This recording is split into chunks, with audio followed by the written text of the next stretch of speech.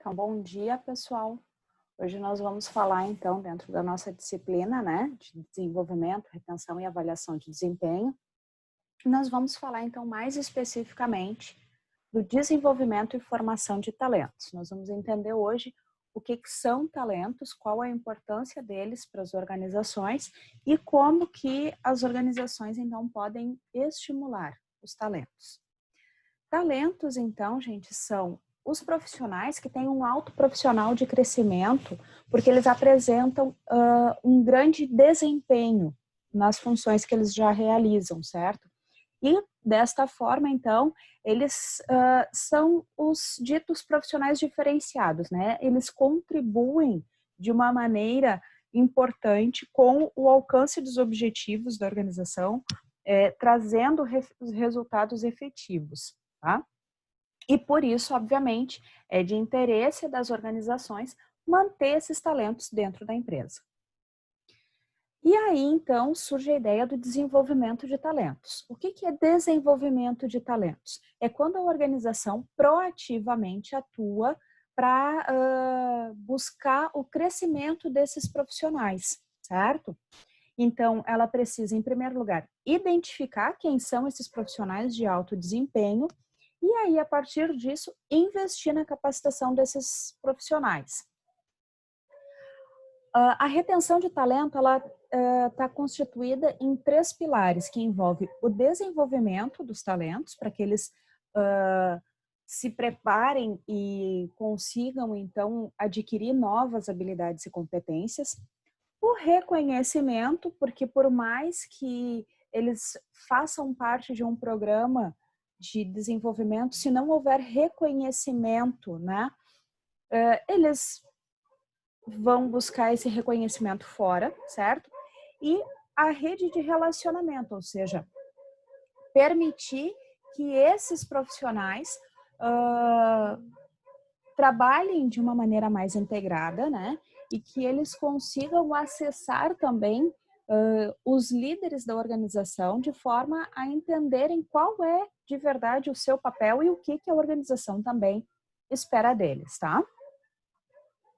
Como que a gente faz, então, a gestão e o desenvolvimento de talentos, gente? Em primeiro lugar, isso tem que estar pautado por uma avaliação de competências, né? Então, dentro do processo de avaliação de desempenho, é importante que se utilize o método de avaliação de competências, em que a gente não avalia só o desempenho da pessoa na função, mas também dentro de um processo de avaliação de competências, a gente consegue identificar o que ele vem entregando para a organização além da sua função, certo? São aqueles profissionais que já começam a demonstrar que possuem capacidade de assumir outras posições, sejam superiores, né, num sentido de promoção, deles subirem hierarquicamente, ou mesmo que eles tenham a capacidade de atuar em outras áreas do negócio, né, fazendo o chamado job rotation, né, ou seja, em que ele pode rodar pela organização.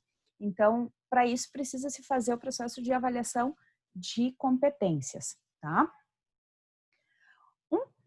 Um programa, né, um processo de desenvolvimento e formação de talentos, ele precisa estar pautado num programa claro, certo? Ou seja, a organização precisa definir quais são as diretrizes, quais são os módulos desse programa, tá? Em primeiro lugar, porque as pessoas precisam saber que existe um programa de formação de talentos, certo? Não é que ele tenha que ser aberto a todos a qualquer momento, mas o fato de todos os colaboradores saberem que existe um programa de desenvolvimento, um investimento da organização nas pessoas que entregam mais, isso serve de estímulo, né, para que todos possam definir se querem ou não crescer na organização. Então, as diretrizes de participação, elas precisam ser claras. Quem pode, quando pode e por que pode, para que as pessoas definam se elas querem se preparar para isso, né? É importante que haja também uma definição de quais são os módulos desse programa, ou seja, o que vai ser treinado e o que vai ser desenvolvido. E aí aqui fica bastante claro, né, pessoal, a diferença entre treinamento e desenvolvimento. Um programa de formação de talentos, ele pode estar pautado nesses dois itens. Ele pode ter algumas etapas de treinamento, de qualificação para num sentido talvez até mais técnico e também de desenvolvimento, né, de desenvolvimento de competências. Também precisa ter o acompanhamento da carreira, ou seja, avaliar o quanto que aquele colaborador, que aquele funcionário, a partir do momento que ingressou nesse programa de formação de talentos, como que ele vem entregando, né, como que ele vem desempenhando dentro da organização para saber se já chegou a hora dele dele assumir uma nova posição. E aí isso leva, então, para as etapas de reconhecimento, né? Então, o reconhecimento são todos os incentivos que a pessoa pode receber. Esses incentivos podem ser monetários ou não monetários, né? O fato dele estar desempenhando mais pode fazer com que ele tenha direito a trabalhar alguns dias em home office, que ele tenha a possibilidade de acompanhar outras lideranças, e isso é um reconhecimento, né? As próprias promoções em que ele assume, então, uma nova vaga dentro da empresa, mas promovido, né? Ele não precisa se candidatar à vaga, né? Isso é a promoção. E as premiações, que podem ser premiações por desempenho, por resultado. Então, receber algum bônus pelas suas entregas. Tudo isso faz parte do escopo do reconhecimento, né? E a rede de relacionamento, ou seja, formar uma rede de apoio para que esses talentos realmente possam ser desenvolvidos dentro da cultura da organização. Isso pode envolver mentorias com outras lideranças, ou seja, em que líderes, né, os atuais líderes da organização, eles servem de mentores, ou seja, eles acompanham esses talentos, né, de maneira a apoiar o seu desenvolvimento mesmo, né, indicando caminhos, né, indicando possibilidades de desenvolvimento, né, não só formais, mas também informais, né, que eles possam acompanhar esses mentores e entenderem como é que funciona na prática nessa liderança. E também a participação em projetos relevantes para que esses talentos, né, que são potenciais líderes, né, potenciais futuros líderes, que eles já venham também participando de projetos importantes. Isso também está alinhado, na verdade, com o próprio reconhecimento, né? Ele fazer parte de projetos importantes para a organização faz com que ele seja reconhecido internamente, né? Mas também com que ele possa estabelecer contatos com pessoas chaves dentro da organização para o seu crescimento. Para isso, gente, existe, né, algumas organizações trabalham a partir do processo lá de avaliação das competências com uma matriz de gestão de talentos. A matriz de gestão de talentos, então, ela serve, né, para que a gente consiga identificar e pontuar as pessoas, né, em relação ao seu desempenho, que é o cumprimento dos objetivos, né, e em relação ao seu potencial, ou seja, competências que elas têm e que podem auxiliar no desenvolvimento de novas funções, né? Então, o modelo de gestão de talentos, a matriz de gestão de talentos, ela está pautada, então, em nove pontos, né? Uma grade de 9 pontos, né? Em que vai do mais baixo nível de competência até o mais alto nível de competência, combinando aqui no eixo horizontal com desempenhos abaixo do esperado até desempenhos acima do esperado. Como é que funciona isso? Quando lá na avaliação de desempenho a gente identifica, por exemplo, que uma pessoa tem desempenho abaixo do esperado, mas ela também tem competências, um nível de competências baixa, né? Ela, então, tem tudo muito baixo, a gente precisa avaliar a possibilidade de movimentação dessa pessoa. Por quê? Porque significa que ele não está conseguindo entregar na sua função o mínimo que se espera. E talvez porque ele não tenha as competências necessárias para aquela função. E aí isso aqui reforça também a importância do processo seletivo, né, gente? Se o processo seletivo for bem feito, a gente não tem que ter pessoas nesse quadrante, né? Porque elas têm que, no mínimo, ter competências em nível médio, né? Porque, enfim, identificamos que essas pessoas tinham, mas, obviamente, né, tudo é uma caixinha de surpresa também. Às vezes as pessoas vendem uma imagem, uma proposta que elas não conseguem sustentar depois, tá? E aí a gente vai subindo nesses quadrantes, né? Então, continuando a exemplificar. Quando a pessoa tem um desempenho dentro do que está esperado, ou seja, ela consegue entregar o mínimo que a função está pedindo, mas ela tem competências ainda baixas, certo? Talvez o problema dela, né, a dificuldade dela seja especificamente naquela função, ou naquele setor, ou talvez até com alguma dificuldade de colega. Então, a gente pode avaliar, a partir disso, a possibilidade de movimentá-la horizontalmente, ou seja, ela se mantém no mesmo nível hierárquico, porque ela consegue desempenhar, né? Mas talvez ela precise ser alocada em outro lugar, tá?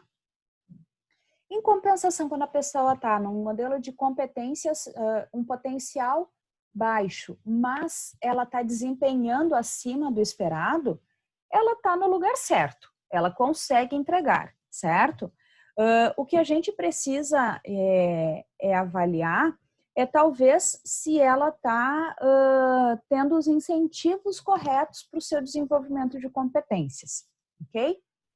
Quando a gente chega aqui no nível médio de competências, a gente pode ter competências médias com um desempenho abaixo do esperado, em que a pessoa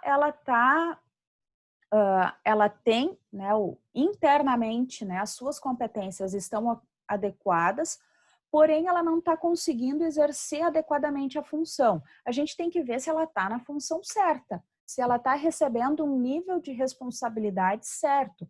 Talvez estamos designando para essa pessoa mais responsabilidades do que ela é capaz de entregar. Então, aqui a gente precisa rever as atribuições. Talvez ainda ela esteja com uma quantidade de atividades superiores à sua capacidade de entrega, né? E por isso que ela está desempenhando abaixo do que eram os objetivos na organização. Quando ela tem um desempenho médio, quando ela tem uma competência média, um nível médio de competência, e o desempenho está dentro do esperado, essa é uma pessoa que está no lugar certo, na hora certa, né? Esse aqui, gente, seria o mundo ideal, né? Quando a gente contrata uma pessoa e 3 meses depois vai fazer a avaliação, certo? A gente identificar que ela tem as competências adequadas e está entregando dentro do esperado. Esse aqui seria o mundo ideal, certo? E aí, conforme o tempo vai passando, ela ir evoluindo. Evoluindo a ponto de chegar, por exemplo, em competências médias adequadas com um desempenho já acima do esperado, ou seja, ela já está conhecendo bastante sobre a sua área de atuação, então ela poderia ser promovida dentro da própria área. Talvez de auxiliar para assistente, de assistente para analista, né? Mas ela já está apropriada dos conhecimentos que são necessários para a sua função. E aí aqui em cima, né, que a gente chega então nos quadrantes de talentos, né? Quando a pessoa tem um modelo de competências alto, certo? Se ela tem competências altas, mas ela está com um desempenho abaixo do esperado, bom, nós temos um problema. Nós temos que identificar a causa. Por quê? Porque ela está trabalhando no lugar errado, porque ela tem competências, certo? É uma pessoa com alto nível de competências. Então, a gente precisa investir no desenvolvimento dessa pessoa para que ela consiga entregar dentro dos objetivos. Aqui começa o nível, então, de desenvolvimento, né? Porque se a pessoa tem competências altas, não é uma pessoa, o seu baixo desempenho está atrelado talvez a fatores, né, que a organização é que tenha que atuar. Pode ser uma liderança que está, ela não conseguiu firmar relacionamento com essa liderança, não está conseguindo estabelecer um bom relacionamento com essa liderança, né? Ela pode estar sofrendo com problemas com a sua equipe, talvez, né? Aqui também a gente poderia ter, por exemplo, um gestor, né, que está sendo boicotado pela sua equipe. Ele tem alta competência, mas a equipe, por N motivos, né, porque não aceita a sua liderança, porque não se identifica, né, está boicotando e não está entregando, e com isso ele também não consegue atingir os objetivos, certo? Mas são fatores em que a organização precisa atuar. Quando a pessoa tem competências altas e desempenho dentro do esperado, a gente então tem que avaliar quais são as possibilidades dessa pessoa no longo prazo, porque ela está exatamente, né, num modelo ótimo, né? Ela atende os objetivos, ela tem uma alta competência. Então, talvez a gente tenha que avaliar quais são as possibilidades, né, de estimular o melhor desempenho dela, tá? E o nível ideal, né, o nível ótimo, né, a pessoa com altas competências e com alto desempenho, né? Essa pessoa, gente, por mais que seja o mundo ideal para a empresa, no sentido de é uma pessoa praticamente pronta, né? A empresa precisa ter muito cuidado com esse nível aqui, porque se ela não fizer, então, esse trabalho de desenvolvimento e reconhecimento desse talento, porque quando chega aqui ele está no nível já de talento, se a empresa não fizer esse reconhecimento, ele é também um potencial funcionário a buscar outras oportunidades, a deixar a empresa por vontade própria, por falta de reconhecimento. Então, né, isso que significa a matriz de gestão de talentos. Ela me permite avaliar, monitorar e definir estratégias, né, para cada um dos talentos da organização. As vantagens dos programas de formação de talentos, gente, em primeiro lugar, a retenção dos bons funcionários. A gente já viu lá no módulo de recrutamento e seleção o quanto o processo de recrutamento e seleção ele é oneroso para a empresa, tanto em termos de recursos financeiros quanto em termos de tempo, né? Então, manter os bons funcionários dentro da empresa é muito importante. Um programa de formação de talentos e reconhecimento dos talentos, ele estimula a autonomia entre os profissionais, então as equipes passam a ser mais autogerenciáveis, né? Eu não preciso me preocupar tanto com a delegação de tarefas. E isso significa também aumento da produtividade, né? As pessoas produzem por si, certo? Elas estão apropriadas do que são as suas tarefas e seus objetivos. E isso, obviamente, gera melhoria no clima organizacional, porque a comunicação flui melhor, as pessoas se sentem mais motivadas, mais engajadas. A partir do momento que uma pessoa ela é reconhecida e desenvolvida como talento, ela se sente mais engajada com a empresa, né? E isso tudo, gente, fortalece o que a gente chama de marca empregadora. Uma marca empregadora é uma marca que as pessoas querem trabalhar naquela empresa, certo? E isso é super importante, né? Porque isso facilita o processo de recrutamento e seleção, né? Torna faz com que eu consiga captar mais talentos do mercado, mais candidatos, sempre que eu preciso contratar alguém.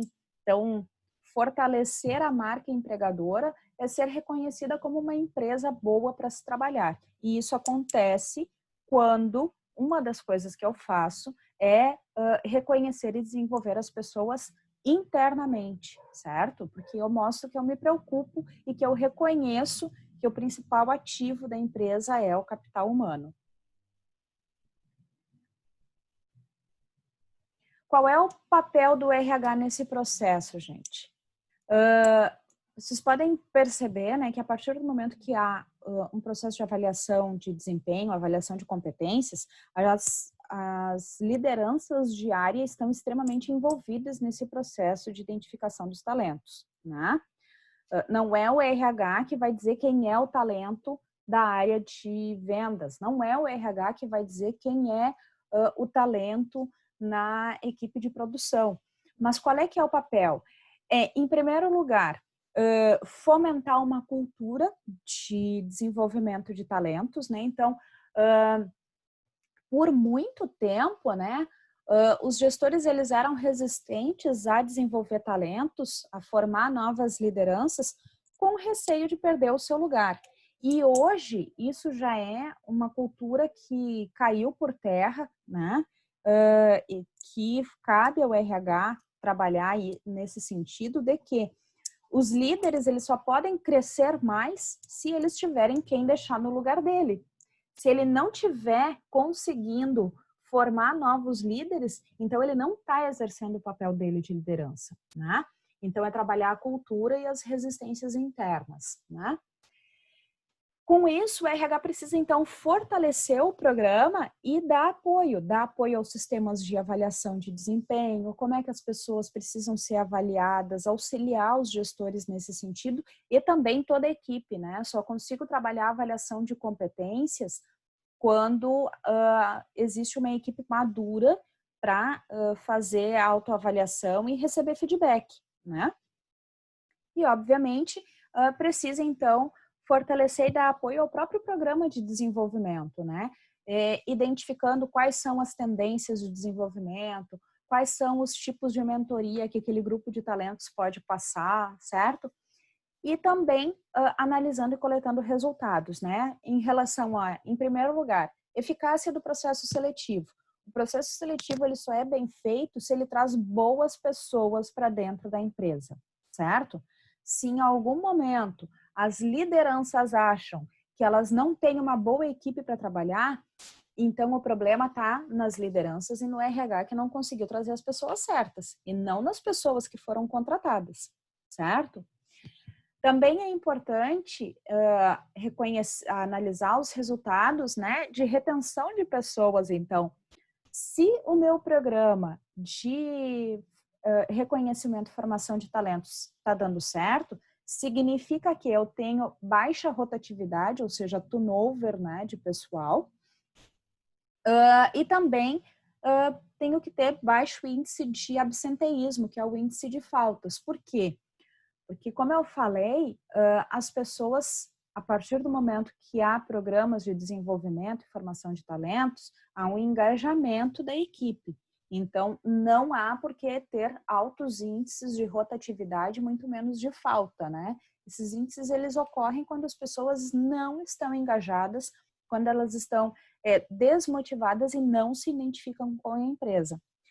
E também é preciso medir a efetividade dos treinamentos, ou seja, os treinamentos que são realizados, né, com todas as equipes, eles precisam, né, desenvolver novas competências e essas novas competências e capacidades precisam ser reconhecidas durante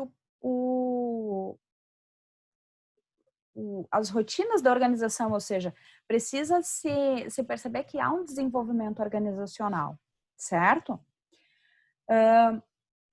A título de exemplo, tá? O Senac, ele tem um programa de formação de talentos que a gente chama de, na verdade, são dois. Ele tem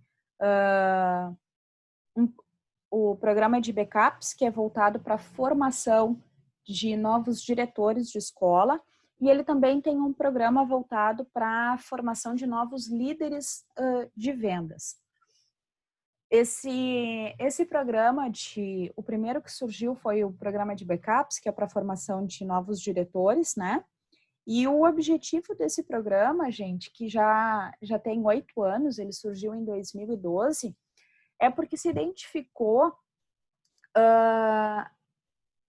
que para ser um diretor de escola do SENAC, muitos fatores estão relacionados. Precisa já conhecer a cultura da empresa, né? Que é uma cultura empresarial, o SENAC ele é uma instituição privada. Por outro lado, é uma instituição que também recebe recursos públicos, então tem um caráter, né, de prestação de contas. Ele precisa entregar resultados, mas ele também tem um papel social a cumprir, né? É uma empresa voltada para a área de educação, mas em diferentes escopos, né? Assim como a gente tem área de gestão, tecnologia, tem formações profissionais de gastronomia, cabeleireiro, enfim. Então, é um leque muito grande de opções e de negócios que estão envolvidos, né? E é muito difícil encontrar essa pessoa, gente, com essa capacidade de liderança, de articulação e de entendimento dos processos organizacionais no mercado. Em contrapartida, as pessoas que já estão dentro do SENAC conseguem, ao longo do tempo, entender como é que isso funciona. Então, o programa de backups, ele nasceu com o objetivo de formar novos diretores de escola. Como eu falei, ele já tem 8 anos e para vocês entenderem, né, a importância desse programa, hoje, das mais de 40 escolas que o SENAC tem, quase 40 diretores são oriundos do programa de backups, ou seja, são líderes que foram desenvolvidos internamente. E os únicos diretores que hoje né, são diretores de escola e não são oriundos do programa de backup, é porque eles já eram diretores antes do programa surgir e continuam dentro da empresa. Então, são diretores aí com mais de 8 anos de casa, certo? E isso é super bacana, gente, porque, enfim, os funcionários sabem que há um programa de desenvolvimento, né? Eles conseguem enxergar quais são as possibilidades de crescimento dentro da empresa.